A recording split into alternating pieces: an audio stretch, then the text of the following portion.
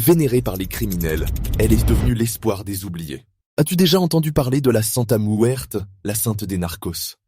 Dans les ruelles sombres du Mexique, elle est vénérée par ceux qui vivent en marge de la société. La Santa Muerte, avec son visage squelettique et sa robe colorée, est une figure mystérieuse et fascinante. Elle n'est pas reconnue par l'Église catholique, mais cela n'empêche pas des milliers de fidèles de lui rendre hommage. Son culte a pris racine dans les quartiers les plus dangereux, là où la vie et la mort se côtoient chaque jour. Les narcos, ces seigneurs de la drogue, la prient pour obtenir protection et succès dans leurs affaires illicites. Mais la Santa Muerte n'est pas seulement la sainte des criminels, elle est aussi la protectrice des opprimés, des pauvres et des oubliés.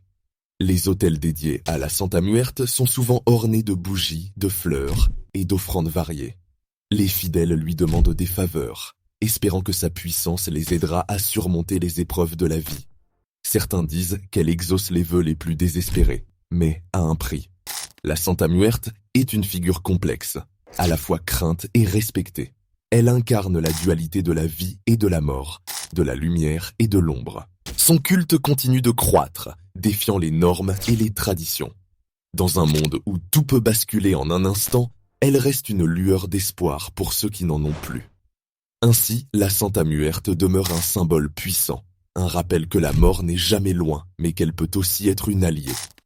Dans les méandres de la vie, elle guide ceux qui osent la suivre, offrant une protection mystérieuse et une promesse de renouveau.